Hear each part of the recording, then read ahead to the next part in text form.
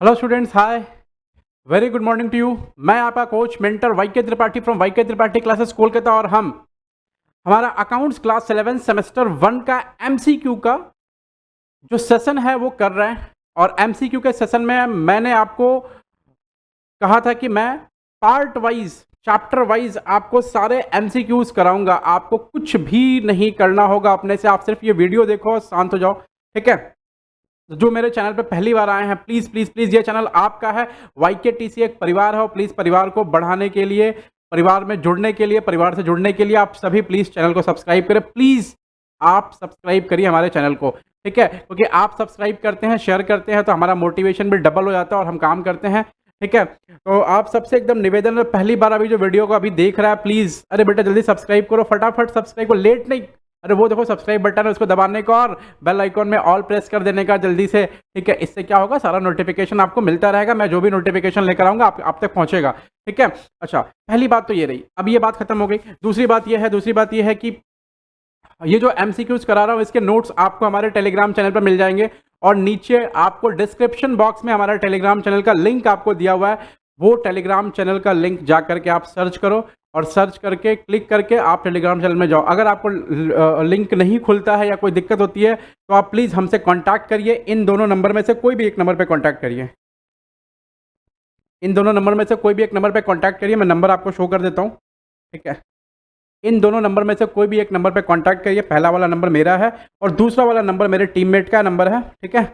आप कांटेक्ट करेंगे, ऑफिस का नंबर है वो आपको मिल जाएगा, ठीक है। और प्लीज़ अगर आपको सच में नहीं ये नंबर भी अगर मान लो डायल करने का मन नहीं है तो आप नीचे प्लीज़ कमेंट कर दें और जो वीडियो जाता है आपको कमेंट करके बताएं कि आपको वीडियो कैसा लगा है, अच्छा लगा है, बुरा लगा है, ठीक है, कैसा लगा है आपको और क्या हम लोग वीडियो में चेंज कर सकते हैं, प्लीज़ हमें बताएं, ठीक है। तो हमारा जो देखिए हमारे यहाँ से बच्चे अभी सीए सीएमए फाउंडेशन और सीए इंटर में बच्चे जो पास हुए उनकी लिस्ट है आपके सामने।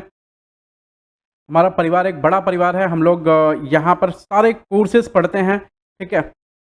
मैंने आपको क्वेश्चन नंबर 1 से लेकर के क्वेश्चन नंबर 42 तक 41 तक आपको करा दिया था। हमने क्वेश्चन नंबर 1 से लेकर क्वेश्चन नंबर 41 तक करा दिया था आपको। आज हम क्वेश्चन नंबर 41 के बाद का करेंगे और जल्दी जल्दी करेंगे। पिछले वाले क्लास में हमने थोड़ा सा लेट किया था, वो वीडियो थोड़ी सी बड़ी वीडियो हो गई थी। इस वाले क्लास में ये वीडियो बड़ी नहीं होगी और एकदम टाइम टू टाइम वीडियो रहेगी। आ जाना। कह रहा है कि accounting is an art science, both art and science, none of these. और ये WB11 17 और 23 के एग्जाम्स में आया हुआ है।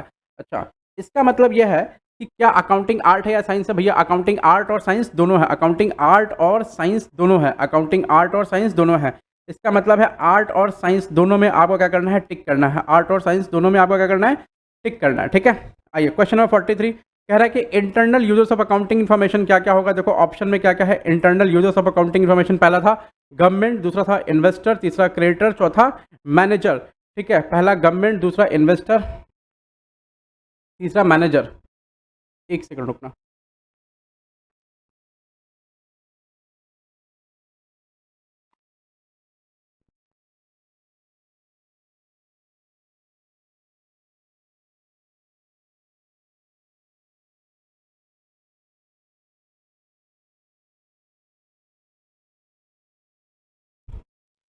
क्वेश्चन क्या पूछा आपसे, इंटरनल यूजर्स कौन कौन से, और एक बार देखते हैं question. Internal users of accounting information, internal user कौन कौन से? Government, investor, creditor, manager. बताओ। गवर्नमेंट है इंटरनल यूजर? नहीं सर, गवर्नमेंट क्या है, एक्सटर्नल है। क्रेडिटर है इंटरनल यूजर? नहीं सर, क्रेडिटर क्या है, एक्सटर्नल यूजर है। मैनेजर हमारा इंटरनल यूजर है, मैनेजर हमारा इंटरनल यूजर है, ठीक है। अच्छा, उसके बाद question number 44 external users of accounting information. Government external user है, इन्वेस्टर एक्सटर्नल यूजर है, क्रेडिटर्स एक्सटर्नल यूजर है। इसका मतलब all of these are external user, ठीक है। और एक्सटर्नल और इंटरनल यूजर का लिस्ट आपको बता दिया था मैंने पहले ही, पहले वाले वीडियो में बताया हुआ डिटेल में। A primary function of accounting is, बोल रहा अकाउंटिंग का प्राइमरी फंक्शन क्या है? सर अकाउंटिंग का प्राइमरी फंक्शन क्या है, अकाउंटिंग का प्राइमरी फंक्शन क्या है, जल्दी बताओ। अकाउंटिंग का प्राइमरी फंक्शन क्या ऑडिट करना है क्या? सर नहीं, ऑडिट करना नहीं है, क्योंकि ऑडिट कब होता है, जब अकाउंटिंग हो जाती है उसके बाद ऑडिट होता है। लीगल रिक्वायरमेंट है क्या अकाउंटिंग का प्राइमरी फंक्शन? नहीं सर, अकाउंटिंग का प्राइमरी फंक्शन लीगल रिक्वायरमेंट कभी हो नहीं सकता, क्योंकि लीगल रिक्वायरमेंट का मतलब है लॉ को फॉलो करना, लॉ को फॉलो थोड़ी करना पहले, ठीक है। Maintenance of capital, capital maintenance is not a primary function of accounting, लेकिन पार्ट ऑफ अकाउंटिंग, ठीक है। Determination of financial result, yes the determination of financial result is the primary function of accounting, ये सही answer है, ठीक है। आइए 46 number question, the father of double entry system is, सबको पता है, सबको पता है, गली गली में शोर है, फादर ऑफ अकाउंटिंग सिस्टम कौन है? एरिस्टोटल। हाँ, एरिस्टोटल नहीं sir, Luca Pacioli, yes Luca Pacioli father of accounting system है। आ जाइए, modern accounting system originated in the year, modern accounting system originated in the year. सुनो ना, ये क्वेश्चन ना ऊपर नीचे बहुत है, इसमें सिर्फ आप अकाउंटिंग ये 1494 में ही क्वेश्चन का टिक मारेंगे, ठीक है। आ जाइए, the basic qualities that make accounting information useful for decision making, बोल रहा है कि ऐसी कौन कौन सी क्वालिटीज हैं, तो बेसिक कौन कौन सी क्वालिटीज हैं अकाउंटिंग इन्फॉर्मेशन की, अकाउंटिंग इन्फॉर्मेशन की ऐसी कौन सी क्वालिटी हैं जो डिसीजन मेकिंग में काम आती हैं, कि आप अकाउंटिंग इन्फॉर्मेशन पढ़ो और उससे आप डिसीजन ले पाओ, कुछ भी डिसीजन ले पाओ, ऐसी कौन सी क्वालिटी है? देखो, comparability and consistency, reliability and comparability, relevance and freedom from bias, या नन ऑफ दिस। अच्छा, मैंने आपको बता रखा है कि qualitative characteristics of accounting information क्या होता है, URRC, मतलब अंडरस्टैंडेबिलिटी, रिलेवेंस, रिलायबिलिटी और कंपेरेबिलिटी, ये चार चीजें हैं, कंपेरेबिलिटी, ये चार चीजें हैं, ठीक है। तो ऐसा क्या चीज है जिससे हम डिसीजन ले पाएंगे, ठीक है, ऐसा क्या चीज है जिससे हम डिसीजन ले पाएंगे? जल्दी से बताओ मेरे को, जल्दी से बताओ, एनीवन एनीवन एनीवन, ठीक है, प्लीज कमेंट करके बताना ना, अगर आप वीडियो इस वक्त देख रहे हैं तो कमेंट करके बताइए। कंपेरेबिलिटी एंड कंसिस्टेंसी क्या, रिलायबिलिटी या कंपेरेबिलिटी क्या, रिलेवेंस एंड फ्रीडम फ्रॉम बायस क्या? देखो, बेसिकली ऐसा चीज जिससे आप डिसीजन ले पाए वो क्या है, कंपेरेबिलिटी एंड कंसिस्टेंसी, या फिर रिलायबिलिटी एंड कंपेरेबिलिटी, दोनों में से दोनों आंसर आ सकते हैं, ठीक है। तो इसका जो करेक्ट आंसर है वो मेरे हिसाब से है ये कंपेरेबिलिटी और कंसिस्टेंसी, ताकि कंसिस्टेंसी रहेगा अकाउंटिंग इन्फॉर्मेशन में। जैसे हर साल एक मेथड से डेप्रिसिएशन फाइल अगर अगर अगर फॉलो किया है तो इसका मतलब प्रॉफिट भी उसका, बेसिकली प्रॉफिट भी उसका सही आएगा। कंपेरेबिलिटी मतलब ऐसा बनाना है ताकि हम इंडस्ट्री के दूसरे प्लेयर के साथ में कंपेयर कर पाए, ठीक है। आ जाइए 49 number question, 49 number question, when information about two different enterprise, फिर कह रहा है when information about two different enterprise has been prepared and presented in a similar manner, the information exhibits the characteristics of what? कह रहा है कि दो similar nature का अगर एंटिटी है, मतलब दो सिमिलर नेचर का अलग अलग कंपनी है, ठीक है। सिमिलर नेचर मतलब मान लो जूता बनाने वाला कंपनी है, मान लो बोतल बनाने वाला, दो अलग अलग कंपनी है, उन दोनों का अगर अकाउंटिंग इन्फॉर्मेशन प्रेजेंट कर रहे हैं सिमिलर मैनर में, ठीक है, तो इसका मतलब कौन सा क्वालिटेटिव कैरेक्टरिस्टिक्स इसके अंदर में आ रहा है?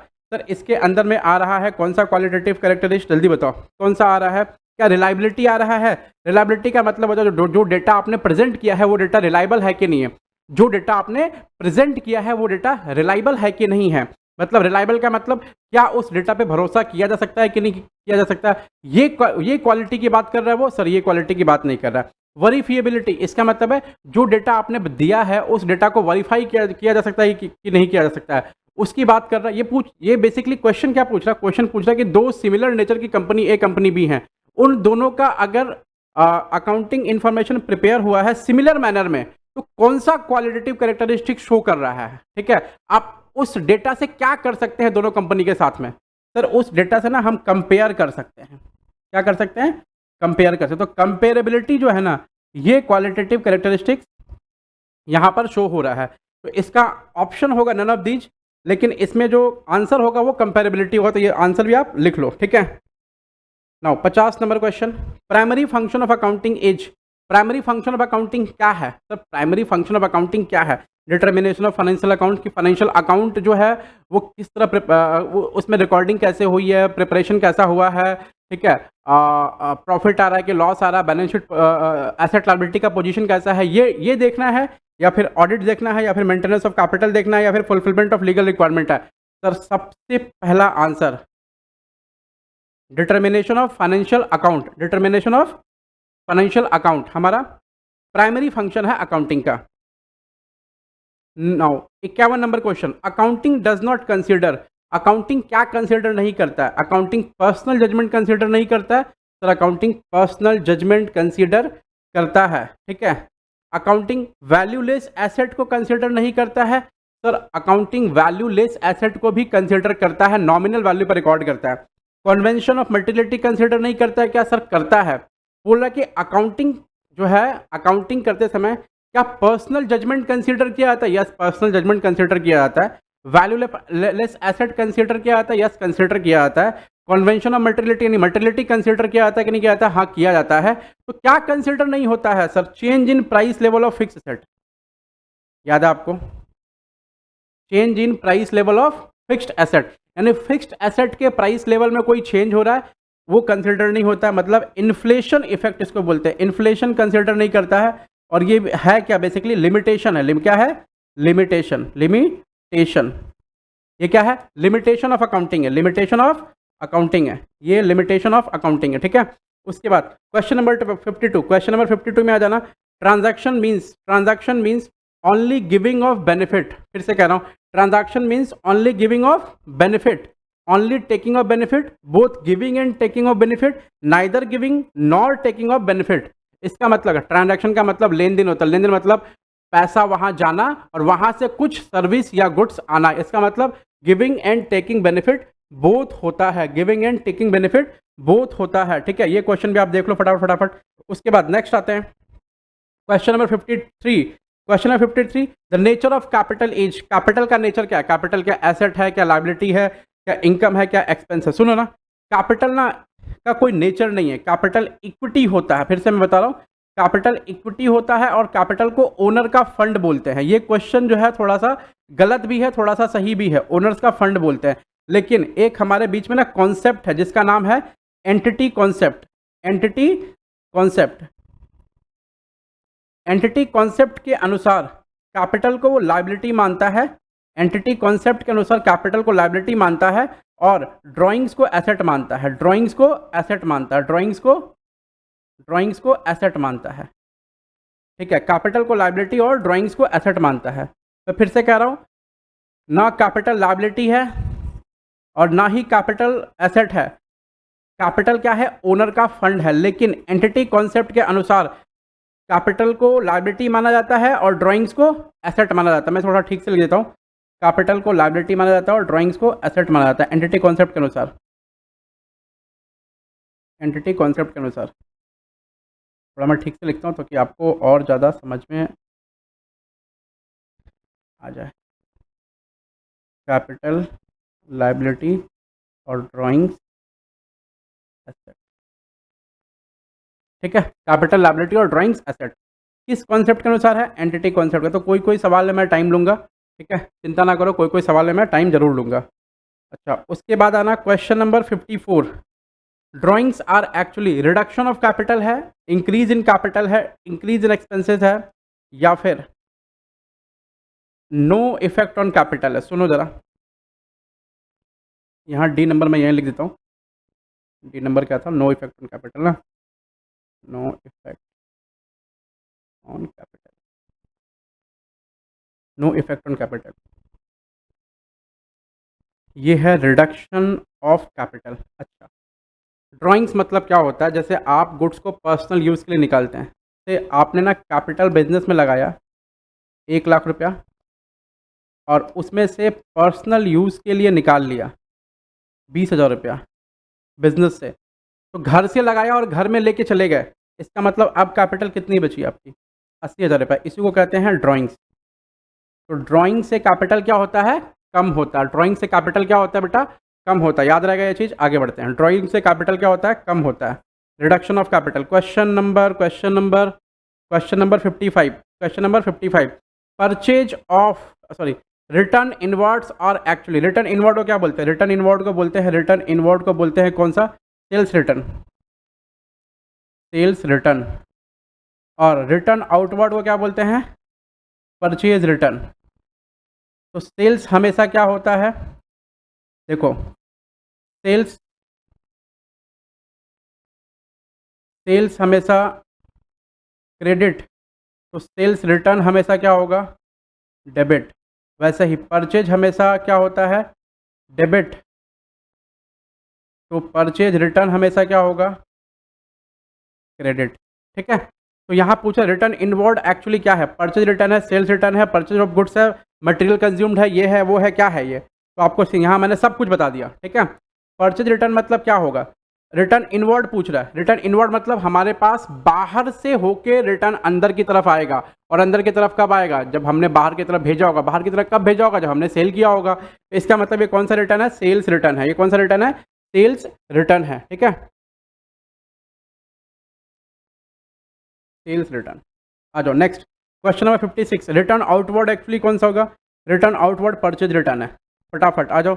इन्वेस्टमेंट इज, इन्वेस्टमेंट क्या होता है सर हमारे लिए ना, इन्वेस्टमेंट एसेट होता है, ऑलवेज एसेट, ये हमें पैसा कमा के देता है, तो इन्वेस्टमेंट एसेट होता है, एसेट। अच्छा यहाँ एसेट लिखा हुआ नहीं है, तो इसको काट के ना आप एसेट कर लो, लाइबिलिटी को काट दो, यहाँ पर एसेट लिख दो, ये गलत छप गया, ठीक है। यहाँ मैं इसको ऐसा हटा देता हूँ, इसको मैं ठीक से लिख देता हूँ, रुक दो, यहाँ पर आप इसको ए ऐसे कर दो, रुको,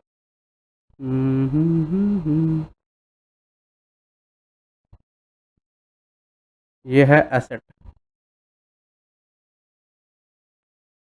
एसेट, यही आंसर है, ठीक है। चलो आगे बढ़ते हैं। Freight and carriage, freight and carriage का मतलब क्या होता है, फ्रेट एंड कैरेज का मतलब होता है गुड्स को लाने का भाड़ा, गुड्स को लाने का भाड़ा। अच्छा गुड्स को लाने का भाड़ा फ्रेट एंड कैरेज है, इसका मतलब वो हमारे लिए क्या है सर, वो हमारे लिए ना एक्सपेंस है, हमारे लिए क्या है वो सर, एक्सपेंस है, हमारे लिए एक्सपेंस है, ये ए नंबर आंसर होगा, हमारे लिए एक्सपेंस है। आगे बढ़ते हैं, क्वेश्चन नंबर 59, क्वेश्चन नंबर 59 में आता है amount of bills payable, bills of exchange आपने पढ़ा है, बिल्स पेबल, बिल्स रिसीबल हमारे लिए क्या होता है, लायबिलिटी, और बिल्स सॉरी एसेट, और बिल्स पेबल हमारे लिए क्या होता है, लायबिलिटी, हमें बिल के थ्रू पैसा देना होता है, तो बिल्स पेबल हमारे लिए क्या है, लायबिलिटी, और बिल्स रिसीबल क्या होता है हमारे लिए, एसेट होता है।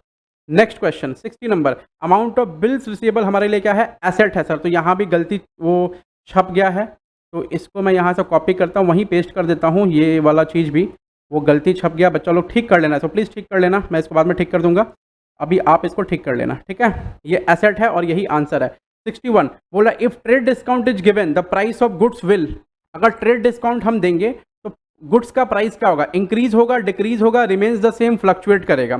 सर अगर हम ट्रेड डिस्काउंट देते हैं ना तो गुड्स का प्राइस क्या होता है, डिक्रीज हो जाता है, हम ट्रेड डिस्काउंट देते हैं गुड्स का प्राइस क्या होता है, डिक्रीज हो जाता है, और ट्रेड डिस्काउंट बुक्स में रिकॉर्ड होता है क्या सर, ट्रेड डिस्काउंट बुक्स में रिकॉर्ड नहीं होता है। इंपोर्ट का मतलब क्या है, इंपोर्ट का मतलब क्या है, जैसे मान लो ये इंडिया है, ये है इंडिया,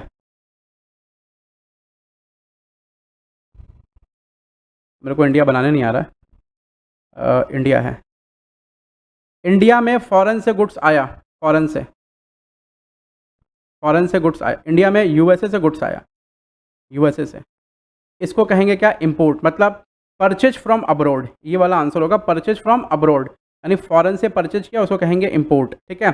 एक्सपोर्ट का मतलब क्या, हम बाहर वाले विदेश को माल बेचेंगे तो क्या कहलाएगा वो, एक्सपोर्ट, ठीक है। Export indicates sales inland, sales abroad, sales abroad, inland का मतलब होता है कंट्री में सेल्स करना, ये बिजनेस स्टडी का क्वेश्चन लग रहा है, दोनों का दोनों, ये बी एस स्टडी का क्वेश्चन टाइप है, ठीक है, ये बी एस स्टडी का क्वेश्चन टाइप है, ठीक है। The income statement of a business indicate, बोला बिजनेस का income statement of a business indicate what, trial balance, receipts of and payment account, profit and loss account, balance sheet. फिर से कह रहा हूँ, the income statement of a business indicate trial balance, income statement of business indicate, income statement मतलब जहाँ पे profit या loss रहता है, ठीक है, वो इनकम स्टेटमेंट होता है, जहाँ पे पता चलता है इनकम है कि नहीं है, ठीक है, तो वो हमारा कौन सा है sir, profit and loss account है। आइए 65 पोजीशन स्टेटमेंट मतलब क्या, कि एसेट लायबिलिटी की क्या पोजीशन है, एसेट मैंने स्टार्टिंग में पढ़ा है, एसेट एंड लायबिलिटी की क्या पोजीशन है उसको हम क्या बोलते हैं, position statement, asset and liability की पोजीशन, एसेट लायबिलिटी कहाँ दिखता है, बैलेंस शीट में दिखता है, ठीक है। आइए next question, sales are recognised as revenue, revenue मतलब सेल्स को हम कब रेवेन्यू मानते हैं, सेल्स को हम कब रेवेन्यू मानते हैं, देखिए after expiry of credit period allowed to debtors, no ये नहीं है।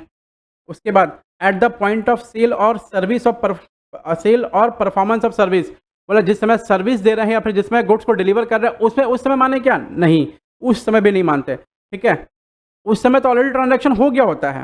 When the contract of sale is entered into, contract of sale enter हो गया, आपने ऑर्डर दे दिया गुड्स का, ठीक है, और सर्टेनिटी एग्जिस्ट हो गई, एडवांस वगैरह दे दिया, तो पहला number answer is correct answer, ठीक है, तभी हम सेल्स मानेंगे उसको। After the money collected from customer, sir ये तो काफ़ी ऊपर चला गया।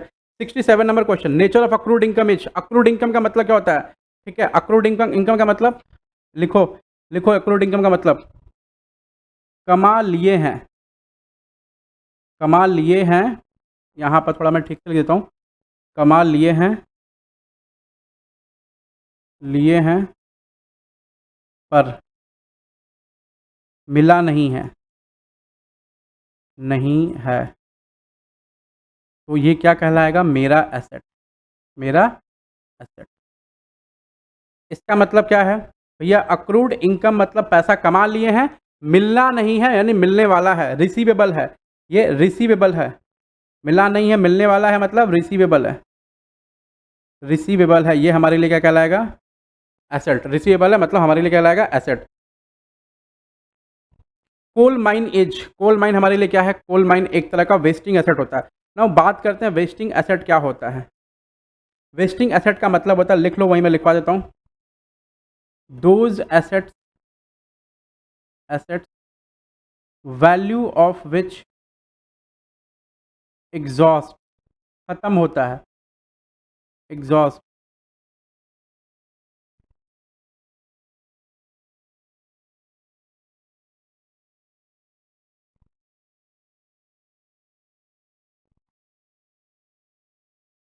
एग्जॉस्ट की स्पेलिंग थोड़ा मैं भूल रहा हूँ, एक सेकंड रुक जाओ, कभी कभी कोई स्पेलिंग भूल जाता हूँ भाई मैं।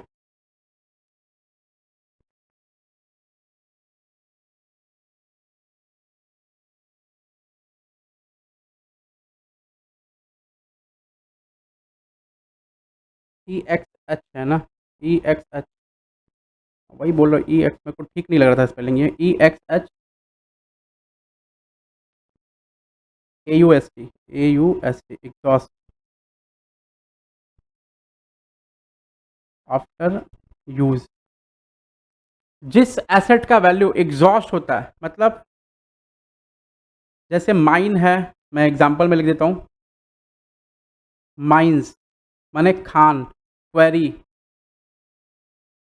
ठीक है, इन सब का जैसे कोयले की खान है, कोल माइंस है, ऑयल का वेल है, ऑयल वेल, तेल का कुआं, कोल माइन, जितना हम कोल भूगर्भ से जितना कोयला निकालेंगे उसके अंदर का एसेट क्या होगा, वो कम होता चला जाएगा, तो उसको हम लोग क्या बोलते हैं, वेस्टिंग एसेट, ठीक है। तो कोल माइन क्या है, वेस्टिंग एसेट। तो आप एग्जांपल आपको समझ में आ गया, मैंने लिख भी दिया है तो इजीली आपका काम बन जाएगा। A person to whom money is owed by a business is called, बोला ओड बाय बिजनेस, बिजनेस उसको ओ करता है, बिजनेस उसको ओ करता है, इसका मतलब क्या है कि भैया जो हमारा, हम जैसे आई ओ यू का मतलब क्या हो गया, मैं तुमको पैसे देने वाला हूँ, मैं तुम्हारा कर्जदार हूँ, ठीक है। आई ओ यू का मतलब क्या हो गया, मैं तुमको पैसे, एक सेकंड, आई ओ यू का मतलब क्या हो गया, मैं तुमको पैसे देने वाला हूँ, मैं तुम्हारा कर्जदार हूँ। आई ओ यू का मतलब हो गया, इसका मतलब ये कि मैं तुमको पैसे देने वाला हूँ और मैं तुम्हारा कर्जदार हूँ। तो आप बताओ ना, बिजनेस अगर किसी का कर्जदार रहेगा तो वो क्या कहलाएगा, डेटर, क्रेडिटर, कस्टमर या नन ऑफ दिस, बोलो जल्दी बोलो, डेटर, क्रेडिटर, कस्टमर या नन ऑफ दिस, बोलो जल्दी बोलो। आप जिसके कर्जदार, a person to whom money is old by the business, मतलब ओ का मतलब कर्ज, कर्ज कैसे लिखेंगे,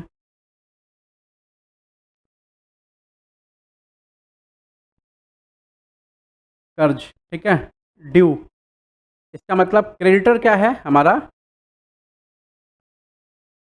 कर्ज, मतलब क्रेडिटर हमारा कर्जा, मतलब कर्ज हमको, हम क्रेडिटर को देंगे।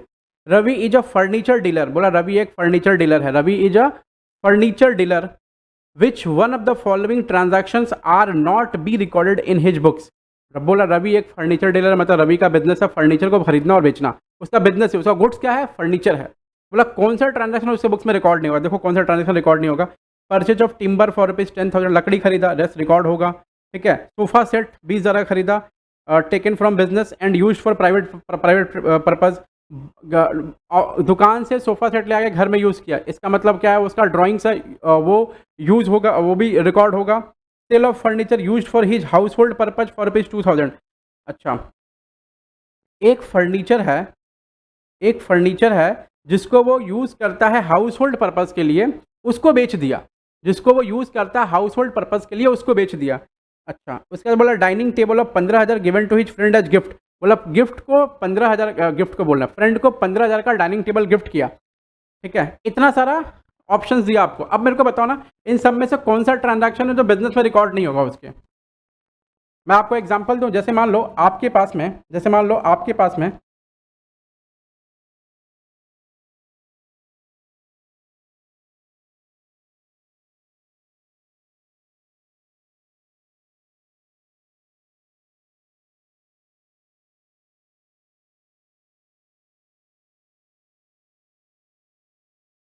मैं आपको एक एग्जांपल दे रहा हूँ। जैसे मान लो आपने ना अपने घर का फ्रिज को बेच दिया, ठीक है? तो क्या आप उस चीज़ को बिज़नेस में रिकॉर्ड करेंगे क्या? आपने अपने घर के फ्रिज को बेच दिया, क्या आप उस चीज़ को अपने घर के फ्रिज में यूज़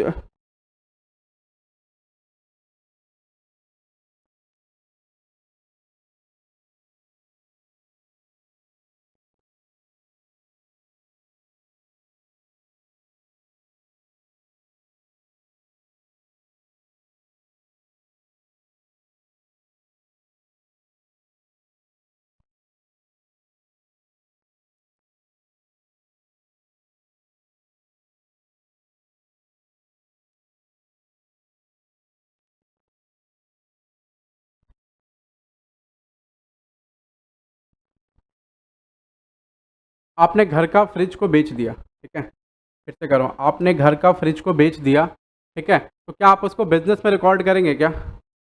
नहीं, बिज़नेस में रिकॉर्ड नहीं करेंगे सर। वो हमारा पर्सनल एसेट था, पर्सनल एसेट को पर्सनल वी पर्पज़ के लिए भी के ही बेचा, तो हम उसको बिज़नेस में क्यों रिकॉर्ड करेंगे? तो इसमें कौन सा ट्रांज़ैक्शन रिकॉर्ड नहीं होगा बिज़नेस में, देखो ना, ये वाला ट्रांज़ैक्शन रिकॉर्ड नहीं होगा बिज़नेस में, ठीक है? अच्छा, question number 71 suppliers of goods and services on credit are called. अगर हम suppliers of goods and services on credit, suppliers of goods and services on credit are called customers. बोल रहा है कि उधार में, उधार में जब कोई गुड्स हमें सप्लाई करता है तो हम उसको क्या बोलते हैं भैया? उधार में जब गुड्स कोई हमें सप्लाई करता है उसको हम बोलते हैं क्रेडिटर्स, ठीक है? Which of the following is not a business transaction. बोल रहा है इनमें से कौन सा चीज़ बिजनेस ट्रांजैक्शन नहीं है? Which of the following is not a business transaction, इसमें से कौन सा चीज़ बिजनेस ट्रांजैक्शन नहीं है? Goods are purchase on credit, sir ये बिजनेस ट्रांजैक्शन है। Land is purchase for cash, business transaction है। Cash withdrawn from business by the owner for his personal use, ये भी बिजनेस ट्रांजैक्शन है कि बिजनेस से आपने पैसा पर्सनल यूज के लिए निकाला। इंटरव्यू कंडक्टेड फॉर अप्रोप्रिएट, मतलब inductive interview conducted for employees, appropriate employees, ठीक है? ये बिजनेस ट्रांजैक्शन नहीं है, ये एक इवेंट है, ठीक है? ये ट्रांजैक्शन नहीं है, एक इवेंट है, ठीक है? Next, the nature of capital is, capital का नेचर क्या है? एसेट है, लाइबिलिटी है, इनकम है, एक्सटर्नल लाइबिलिटी है। Nature of capital is what? Internal liability. अच्छा, क्यों है? मैंने आपको बताया कि वो जो कॉन्सेप्ट है ना, क्या नाम उसका, एंटिटी कॉन्सेप्ट के अनुसार है वो, एंटिटी कॉन्सेप्ट के अनुसार याद रखना। वैसे capital is not a liability, मैं हजार बार बोल रहा हूँ, कैपिटल लाइबिलिटी के डेफिनेशन में फॉलो ही नहीं करता, कैपिटल लाइबिलिटी नहीं है। लेकिन एंटिटी कॉन्सेप्ट को कैपिटल को लाइबिलिटी बताता है और 11-12 पर्पज़ के लिए ये यूज़ होता है, समझ लो ये चीज़। Which of the following will not be the books of accounts, बोला कि इसमें इनमें से कौन सा चीज़ बुक्स ऑफ अकाउंट नहीं है? Question number 74,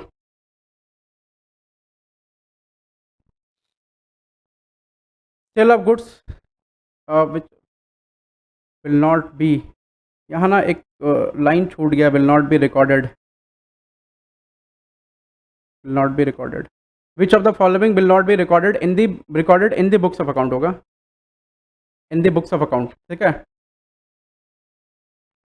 Which of the following will not be recorded in the books of account, बोला इनमें से कौन सा चीज बुक्स ऑफ अकाउंट में रिकॉर्ड नहीं होगा? Which of the following will not be recorded in the books of account? Sale of goods record होता है, पेमेंट ऑफ सैलरी रिकॉर्ड होता है, क्वालिटी ऑफ स्टाफ नहीं रिकॉर्ड होता है, पेड फॉर स्टेशनरी रिकॉर्ड होता है। तो क्या नहीं रिकॉर्ड होता है? ये नहीं रिकॉर्ड होता है, ठीक है? ये नहीं रिकॉर्ड होता है। 75 purchase of asset include indicates capital expenditure, revenue expenditure, purchase of assets indicates capital expenditure, revenue expenditure, deferred revenue expenditure और नन ऑफ दीज। बोला परचेज ऑफ एसेट इंडिकेट करता है क्या? Capital expenditure. Revenue expenditure, sir purchase of asset indicate करता है capital expenditure. Asset कोई भी खरीदते हैं हम कैपिटल एक्सपेंडिचर कहते हैं उसको। विच of the following statement is wrong? 76 number question बोला इनमें से कौन सा स्टेटमेंट रॉन्ग है? देखो ना कौन सा स्टेटमेंट रॉन्ग है। Transaction is an event, sir transaction एक इवेंट है? आप जल्दी बताओ, ट्रांजैक्शन एक इवेंट है क्या? ट्रांजैक्शन एक सर ट्रांजैक्शन इवेंट है। अच्छा ये क्वेश्चन ऐसा डिजाइंड है कि इसमें कंफ्यूज रहेगा बच्चा। कैश डिस्काउंट एक्सपेंस है, यस है। सैलरी रेवेन्यू एक्सपेंस है, यस है। Balance of fix asset debit होता है, यस होता है। तो इसका मतलब है कि ये वाला आंसर एकदम सटीक बैठ रहा है, ये वाला आंसर होगा। ठीक है, कभी कभी ऐसा क्वेश्चन आएगा जिसमें आप कंफ्यूज रहेंगे, आपको समझ में नहीं आएगा करना क्या है, तो आप उसको कुछ इसी तरह करेंगे। Drawings account is, sir drawings account personal account होता है, ड्राइंग्स पर्सनल अकाउंट होता है। इन्वेस्टमेंट, सर इन्वेस्टमेंट एसेट होता है, ऑलरेडी हमने पढ़ रखा है। ठीक है, उसके बाद trading concern received an order worth rupees 500 for supplying goods from a customer. Trading concern received an order worth rupees 500 for supplying goods from a customer. 500 रुपया for supplying goods from a customer, दो बार छप गया लगता है, इसको काटना पड़ेगा। क्या हुआ? Trading concern received an order worth rupees 500 for supplying goods from a customer. यहाँ से काट दो इसको।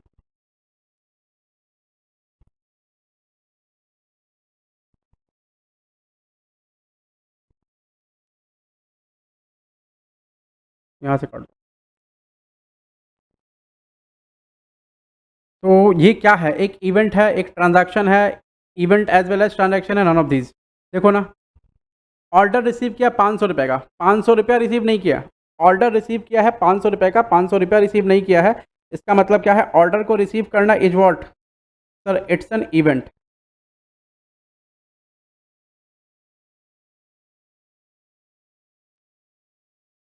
ऑर्डर को रिसीव करना is what? It's an event.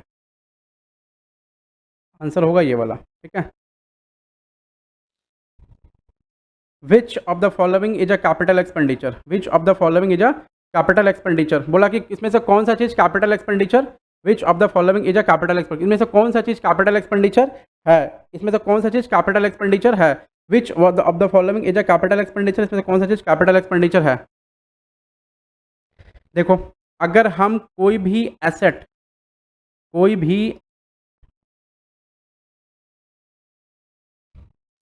एक सेकंड रुकना।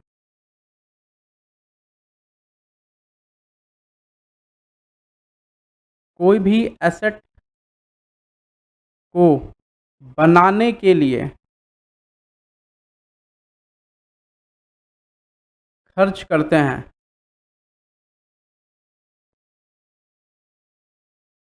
कोई भी एसेट को बनाने के लिए खर्च करते हैं, वो मेरा क्या होता है? Capital expenditure. Capital expenditure. कोई भी एसेट को बनाने के लिए खर्च करते हैं, वो मेरा क्या होता है? Capital expenditure.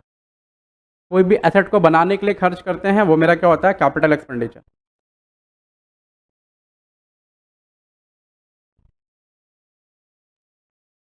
नेक्स्ट। अच्छा इसका आंसर नहीं बताया क्या मैंने? अच्छा ये आंसर, ये ऑप्शन है, B number. B number is the option. ठीक है, if Calcutta Furniture Mart purchase two almiras, it will be treated in accounting as। दो अलमीरा खरीदा फर्नीचर मार्ट ने, और ये अकाउंटिंग में कैसे ट्रीट होगा? देखो ना, ये कंपनी कौन है? फर्नीचर मार्ट है। इसका मतलब क्या? इसका गुड्स क्या है? इसका गुड्स फर्नीचर है। इसका गुड्स फर्नीचर है। फिर से बोल रहा हूँ, ये फर्नीचर मार्ट है और इसका गुड्स क्या है? फर्नीचर है। तो फर्नीचर वाला बिजनेस करने वाला अगर फर्नीचर खरीदेगा, फर्नीचर का बिजनेस करने वाला अगर फर्नीचर खरीदेगा, तो उसके लिए वो क्या रहेगा? परचेज। परचेज कहलाएगा। लेकिन नॉर्मल बिजनेसमैन अगर फर्नीचर खरीदेगा तो उसके लिए क्या कहलाएगा? एसेट। ठीक है, आ जाओ next. Example of fictitious asset. Fictitious asset का मतलब क्या होता है? लाइन याद रखना, जिसका कोई यूज नहीं है, टेक्निकल रीजन से, टेक्निकल रीजन से बुक्स में दिखाते हैं, टेक्निकल रीजन से रिकॉर्ड होता है। ठीक है, होता है। ठीक है, इसका कोई वैल्यू वैल्यू नहीं होता, हैज नो वैल्यू। इसका कोई वैल्यू नहीं होता है, टेक्निकल रीज़न से बुक्स में रिकॉर्ड करते हैं। इसका कोई वैल्यू नहीं होता, टेक्निकल रीज़न से बुक्स में रिकॉर्ड करते हैं, उसको हम बोलते हैं प्रिलिमिनरी एक्सपेंसेस। ठीक है, आ जाओ। गुडविल वैल्यू होता है, बुक्स में रिकॉर्ड होता है। ट्रेडमार्क वैल्यू होता है, बुक्स में रिकॉर्ड होता है। प्रीपेड एक्सपेंडिचर तो वैल्यू है भाई, हमने एडवांस से पेमेंट किया किसी को खर्चे का, वैल्यू है, बुक्स में रिकॉर्ड होता है। ठीक है, प्रिलिमिनरी एक्सपेंसेस क्या होता है, ये बिजनेस को स्टार्ट करने से पहले का खर्चा होता है। फिर से बोल रहे हैं, बिजनेस को स्टार्ट करने से पहले का खर्चा होता है, जब बिजनेस स्टार्ट हो जाता है तो उसको बुक्स में दिखाते हैं। ठीक है, तो जिसका कोई वैल्यू नहीं होता है लेकिन टेक्निकल रीजन से रिकॉर्ड करते हैं। अब देखो खर्चा किया उसका क्या ही वैल्यू रहेगा। ठीक है, लॉ बोलता है ऐसा करते हैं इसलिए। 83 those who sell goods on credit are called, जिसको जो हमें those who sell goods on credit, those who sell goods on credit are called, जो गुड्स उधार में बेचता है, जो गुड्स उधार में बेचता है उसको हम क्या कहते हैं, क्रेडिटर्स, या फिर सप्लायर ही बोल सकते हैं आप।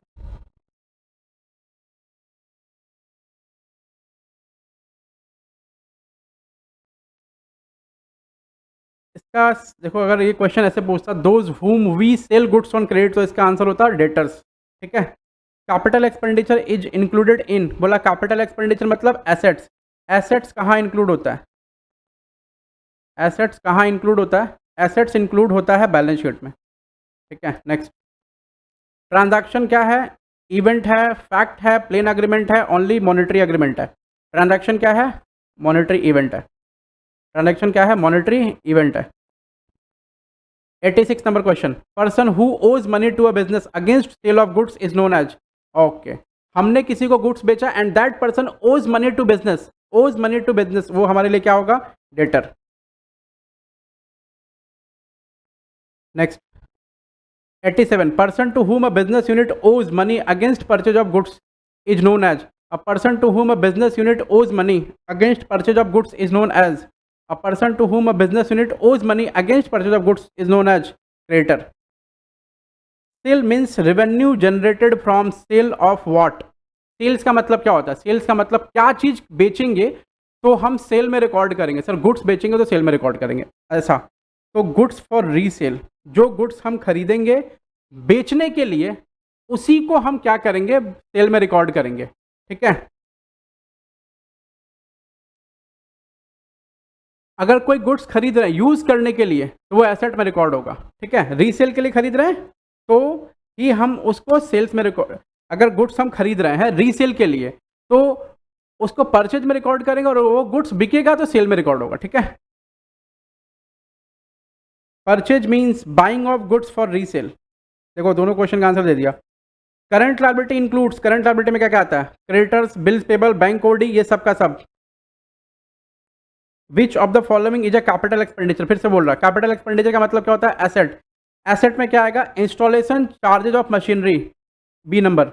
रिपेयर नहीं आता, रिपेयर नॉर्मल खर्चा है, उससे मशीन की वैल्यू नहीं बढ़ती है। ठीक है, wages paid to the workers, worker को वेजेज पेमेंट किया नॉर्मली, उससे मशीन की वैल्यू नहीं बढ़ेगी, वो नॉर्मल खर्चे में आएगा। Colouring expenses of building, building को कलर कर दिया, क्या बिल्डिंग का कलर करने से क्या बिल्डिंग का लाइफ बढ़ जाएगा क्या, नहीं लाइफ नहीं बढ़ेगा, सुंदर दिखेगा बस। ठीक है, इंस्टॉलेशन का मतलब मशीनरी लाया और इंस्टॉल किया, अगर इंस्टॉल नहीं करेंगे तो मशीनरी का प्रोडक्शन नहीं होगा, इसलिए इंस्टॉलेशन चार्जेज ऑफ मशीनरी हमेशा क्या होगा, ऐड होगा कैपिटल एक्सपेंडिचर में, मशीन के कॉस्ट में ऐड होता है। ठीक है, goods means commodity which we buy for trading, यानी बाई फॉर रीसेल। ठीक है, trade discount means the discount which is allowed at the time of receiving the payment, allowed at the time of receiving the payment, allowed at the time of receiving of payment। trade discount means the discount which is allowed at the time of receiving the payment। फिर से कह रहा है, trade discount means the discount which is allowed at the time of receiving of payment। no, वो cash discount होता है। ठीक है, allowed at the time of sale of goods, yes, goods बेचते हैं उस समय रिकॉर्ड, उसमें हम अलाउ करते हैं। Cash discount means discount that is which is allowed at the time of making payment. ठीक है, next 95, which of the following is not an item of fixed asset, इनमें से कौन सा आइटम ऑफ फिक्स्ड एसेट नहीं है। Fixed asset का मतलब क्या होता है, जो एक साल से ज़्यादा यूज होगा।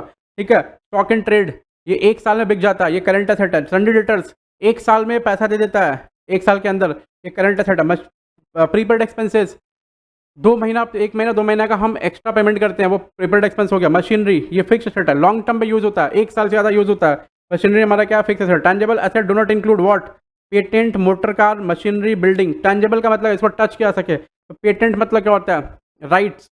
मोटर कार टच कर सकते हैं, मशीनरी टच कर सकते हैं, बिल्डिंग टच कर सकते हैं। तो tangible asset do not include बोला। टेंजेबल एसेट में क्या इंक्लूड नहीं होगा, जो पेटेंट इंक्लूड नहीं होगा। जैसे कोई फॉर्मूला बनाया, फॉर्मूला पे अपना अधिकार ले लिया, राइट ले लिया, तो उसको बोलेंगे पेटेंट करा लेना फॉर्मूला, ठीक है। Current liability do not include, current liability में क्या नहीं आता है सर, करंट लायबिलिटी में एस फिक्स्ड एसेट नहीं आता है। तो इसमें देखो फिक्स एसेट कौन कौन सा है, ऐसा फिक्स एसेट कुछ नहीं दिया हुआ। इसमें देखो ट्रेड क्रेडिटर्स, डिबेंचर, ये क्या है, लॉन्ग टर्म लायबिलिटी है, लॉन्ग टर्म लायबिलिटी।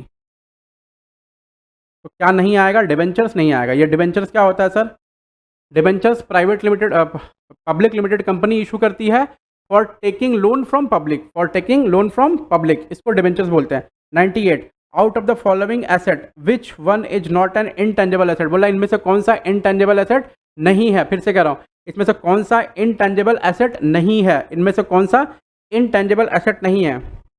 देखो कौन सा इनटेंजेबल एसेट नहीं है, पेटेंट इनटेंजेबल एसेट है, इन्वेस्टमेंट इनटेंजेबल एसेट नहीं है, गुडविल इनटेंजेबल एसेट है, ट्रेडमार्क इनटेंजेबल एसेट, तो ये इनटेंजेबल एसेट नहीं है, ठीक है। Which of the following is not an item of current liability, sir mortgage loan. Mortgage loan क्या होता है, सॉरी मॉर्गेज लोन छोड़ दो, ये विच of the following is an item of current liability, is an item of current liability. Prepaid expense हमारा asset है, prepaid expense क्या है सर, एसेट है, प्रीपेड एक्सपेंस एसेट है, अक्रूड इंटरेस्ट एसेट है, करंट एसेट है, current asset, current asset. Bank OD क्या है, करंट लायबिलिटी है, ठीक है। और मॉर्गेज लोन क्या, लॉन्ग टर्म लायबिलिटी है। तो बैंक ओडी हमारा करंट लायबिलिटी होगा, मतलब बैंक से हम लोन लिए हैं शॉर्ट टर्म के लिए, ऐसा। Question number 100, at the end of an accounting period there was a sale of goods 6,50,000 and the unsold stock of ₹75,000। देखो and the end of the accounting period बोला कि 6,50,000 का गुड्स बेचे हैं और मेरे पास स्टॉक बचा हुआ कितना, 75,000 रुपये का। तो ये इवेंट और ट्रांजैक्शन दोनों है। क्लोजिंग स्टॉक का बचना हमारा इवेंट है और गुड्स का बिकना हमारा ट्रांजैक्शन है, तो ये इवेंट ट्रांजैक्शन दोनों हो गया, ठीक है। 101 number, a liability arises due to क्या, what, cash transaction, credit transaction, both A and B, none of these दीज, ठीक है। Liability arises due to cash, बोला लायबिलिटी अराइज होगा cash transaction, liability arise due to cash transaction, credit transaction, both A and B. जल्दी बताओ sir, liability कब arise होगा, जब उधार में सामान खरीदेंगे तब ना अराइज होगा, इसका मतलब बी नंबर, ठीक है। 101 का बी। उसके बाद 102 number, amount invested in the business is known as what, capital. 103 number, in a business purchase refers to what, purchase of article to be used in office, no sir वो asset कहलाएगा, वो normal expense कहलाएगा। Purchase of goods for resale, yes, हम जब purchase of goods करते हैं resale के लिए तो ही परचेज कहलाता है, ठीक है। उसके बाद 104, amount received for receivable against goods, amount received और receivable against sale of goods. हम सेल ऑफ गुड्स के अगेंस्ट में अगर मान लो हम किसी को सामान बेचे हैं, उसके अगेंस्ट में जो हमको पैसा मिलने वाला है या फिर पैसा मिल गया है, उसको हम क्या कहते हैं, revenue receipt, capital receipt, sometimes revenue receipt, sometimes capital receipt, ऐसा यहाँ ऐसा लिख लो, समटाइम कैपिटल रिसीट। सुनो, जो भी गुड्स आता है, फिर से बोल रहा हूँ, जो भी गुड्स आता है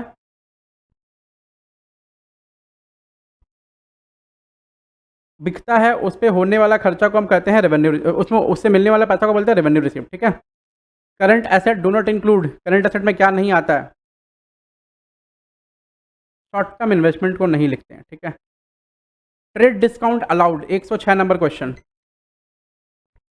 trade discount allowed is shown separately in the books of account, is not shown in the books of account. एकदम एक लाइन का आंसर है।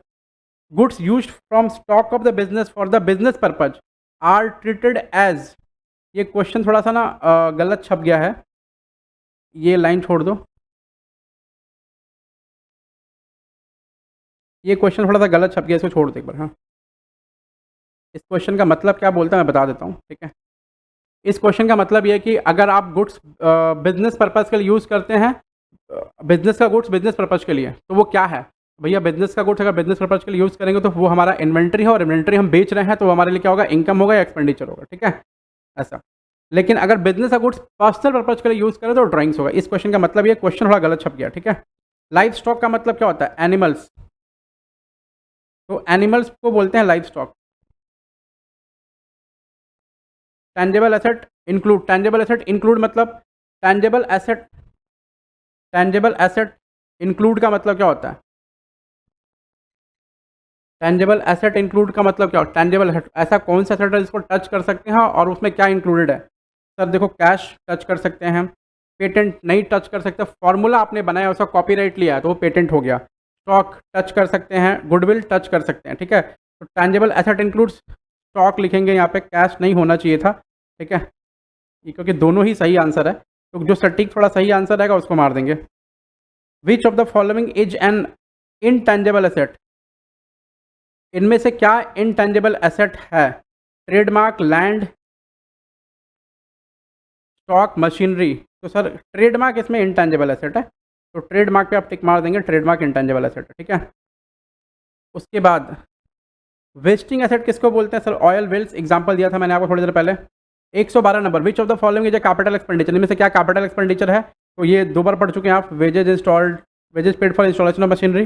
Tangible asset do not include, tangible asset में क्या नहीं आता, इनमें से कौन सा चीज़ टेंजेबल एसेट नहीं है, इसमें से कौन सा चीज़ टेंजेबल एसेट नहीं है, तो coal mine is not a tangible asset, ठीक है। वेस्टिंग एसेट इंक्लूड्स क्या, माइंस, बता चुके हैं आपको पहले ही। 115 number, which of the following is not a fictitious asset, fictitious asset का मतलब क्या होता है, वो एसेट जिसको बुक्स में रिकॉर्ड करते हैं किसी पर्पस के लिए जबकि उसका कोई वैल्यू नहीं होता एक्चुअल में, ठीक है। डिफर्ड एडवर्टाइजमेंट एक्सपेंडिचर, ये फिक्टिशियस एसेट एसेट है, ये भी है। Debit balance of PL account, ये भी है। उसके बाद ट्रेडमार्क, सर ये इनटेंजेबल एसेट है, तो ये इनटेंजेबल एसेट है, तो ये फिक्टिशियस एसेट नहीं है। ये तीनों का तीनों क्या है, फिक्टिशियस एसेट है, ये तीनों का तीनों, ये तीनों का तीनों क्या है, फिक्टिशियस एसेट है। नेक्स्ट,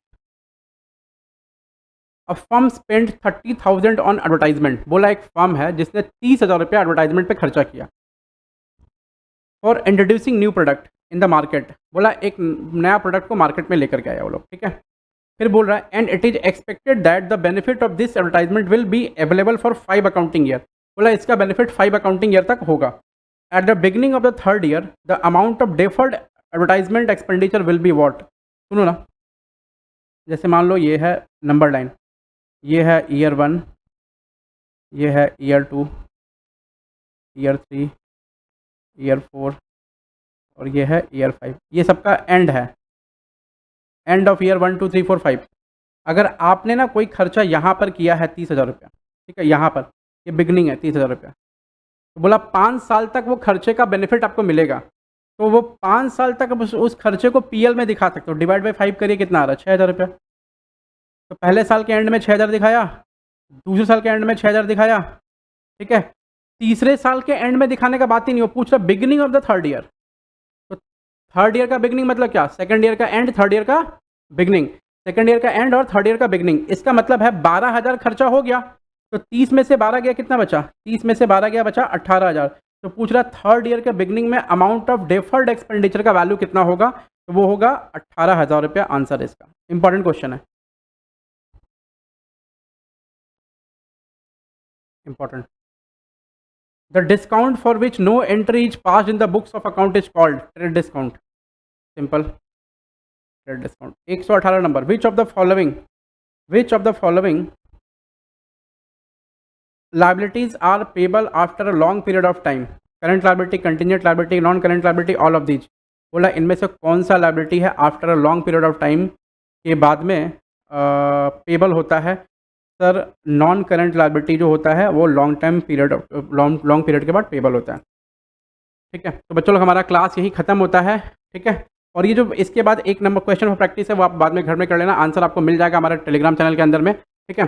तो आज के लिए बस इतना, शुक्रिया, फिर मिलते हैं अगली क्लास में, तब तक अपना ख्याल रखना, बाय, गुड नाइट। और प्लीज़ प्लीज़ प्लीज़ प्लीज़ ज़्यादा से ज़्यादा हमारे चैनल को जरूर सब्सक्राइब कर देना और प्लीज़ अपने दोस्तों के साथ जरूर शेयर करना, ठीक है। बाय बाय, गुड नाइट, जय हिंद।